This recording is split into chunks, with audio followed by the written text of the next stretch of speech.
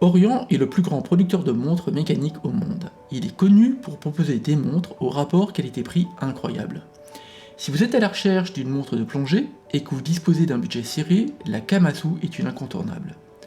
Bonjour et bienvenue dans ce nouveau focus dans lequel je vais vous présenter l'Orion Kamasu, une montre de plongée automatique full acier embarquant un calibre maison, dotée d'une lunette unidirectionnelle graduée et d'un verre saphir.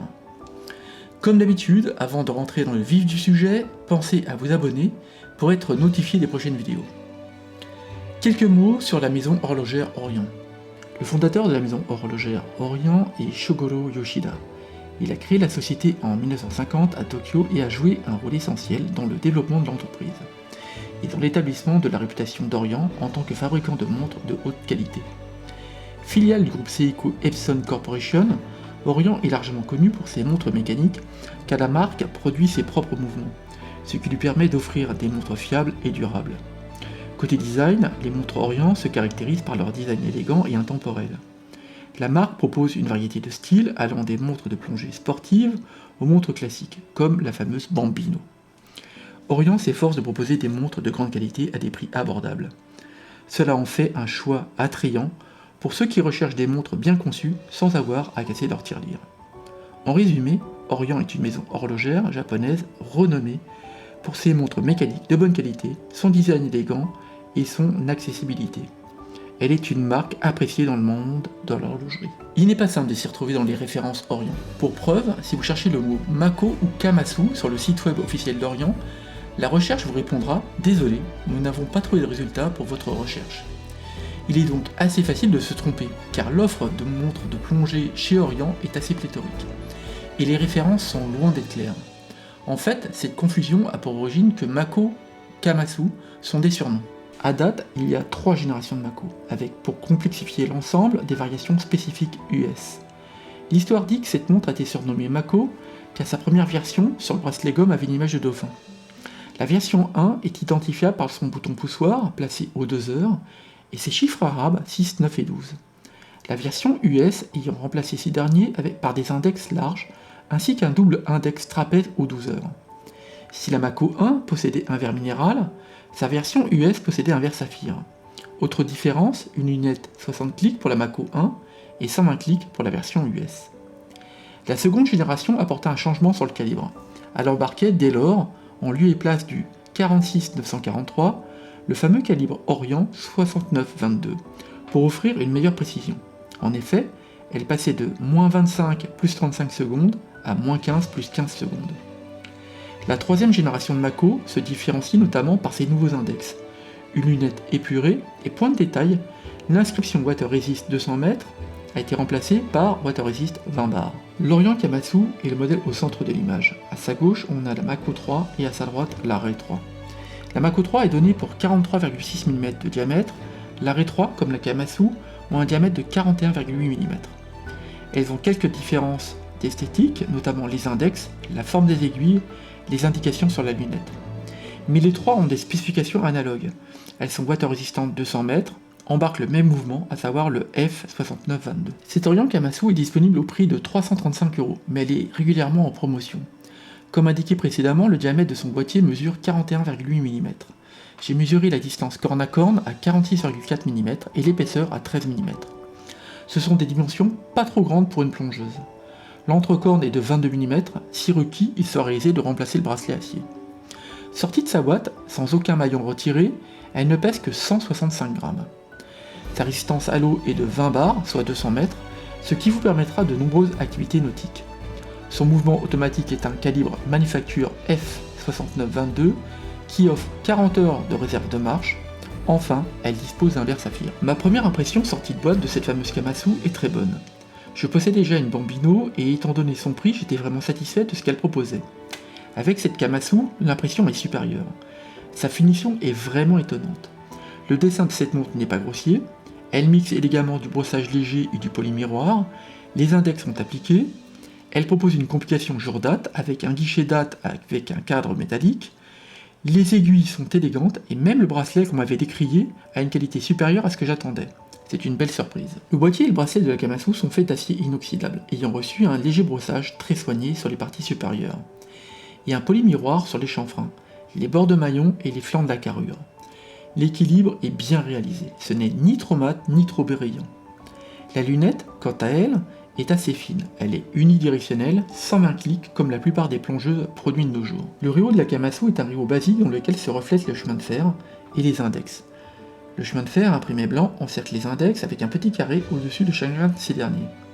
Les index sont appliqués en métal et remplis de produits de luminescence. Ils sont de forme trapèze, sauf aux 6 et 9 heures, où ces derniers sont des rectangles, et aux 12 heures, l'index est un triangle non tronqué pointe vers le bas.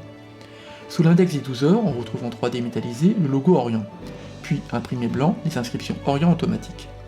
Au-dessus des 6 heures, toujours imprimé blanc, la mention Water Resistant 20 bar. Sous les 6 heures, mouvement Japan F692-UAC C8 TH2. Enfin, aux 3 heures, en lieu et place d'un index, on retrouve le guichet jour-date, imprimé noir sur fond blanc, avec une petite particularité pour le dimanche, qui est imprimé rouge sur fond blanc. Dernier détail, les jours peuvent être affichés soit en anglais, soit en espagnol. Les aiguilles de la Kamasu sont de forme glaive pour les minutes et flèche pour les heures. L'aiguille des secondes est terminée par un lollipop de forme triangle de couleur rouge. Toutes les aiguilles ont été traitées avec le même produit de luminescence que les index. Ce cadran est très lisible et d'une belle élégance. Dans l'obscurité, le produit de luminescence est assez efficace. Tous les éléments traités, index et aiguilles, sont bien visibles avec cette luminescence verte. La partie noire sur le cadran est celle prise par le guichet jour-date. De par la forme des aiguilles, il est aisé de distinguer l'heure des minutes. A noter, on distingue également dans l'obscurité le point situé sur la lunette au centre du triangle marquant la position 0. Le rendu de cette Kamasu au poignet est vraiment très beau, ses dimensions sont parfaites pour mon poignet 17 cm. En plus, elle est extrêmement lisible. Le fermoir de cet Orient est une boucle déployante complétée d'une boucle de sécurité. Pour la mise à la taille, les maillons sont tenus par des goupilles. C'est très certainement dû à des questions de coût. Pour les derniers ajustements, le fermoir possède 4 trous. Ce bracelet acier fait souvent l'objet de critiques, et notamment pour la partie déployante du fermoir, et il faut admettre que c'est la pièce la moins qualitative de cette montre. Elle semble assez fragile, c'est un peu dommage. Côté vêtements, cette montre peut se porter avec tout. D'une part, en général, il est facile d'assortir les cadrans noirs, mais en plus cette montre étant assez fine, elle est à la fois sportive et assez élégante pour être portée avec un costume. Pour garantir les 20 barres de résistance à l'eau, la couronne gravée de logo Orient est vissée. Pour la protéger, elle est encadrée par 2 épaules assez fines. Son diamètre est de 6,2 mm, mais propose quand même un grip efficace. Pour dévisser la couronne, il faut la tourner dans le sens anti-horaire. Une fois dévissée, la première position permet de remonter manuellement le mouvement en tournant la couronne dans le sens horaire. Après avoir tiré la tige de remontoir d'un cran, il est possible de faire un réglage rapide de la date en tournant la couronne dans le sens anti-horaire, et du jour en tournant dans le sens horaire. En tirant la tige de remontoir à sa position extrême, le stop seconde se déclenche et il est possible de régler les heures et minutes. Toutes les positions du remontoir sont plutôt faciles à trouver. A contrario, revisser la couronne est un peu délicat. Le fond de bois de la Kamasu est plein et vissé pour garantir son étanchéité. On retrouve gravé le nom du groupe Epson, la mention Water Resistant 20 bar, qu'elle soit faite d'acier inoxydable, qu'elle est dotée d'un verre saphir, et qu'en son sein se trouve un mouvement japonais F6922 et une référence. Au centre du boîtier, un dessin représentant ce qui me semble être 2 dauphins. En dehors de cette gravure, il n'y a que l'essentiel. Le calibre de cette Kamasu est un mouvement mécanique à remontage automatique, manufacturé par Orient, sous la référence F6922. Il oscille à 3 Hz, possède 22 polyrubis et est doté d'une réserve de marche de 40 heures.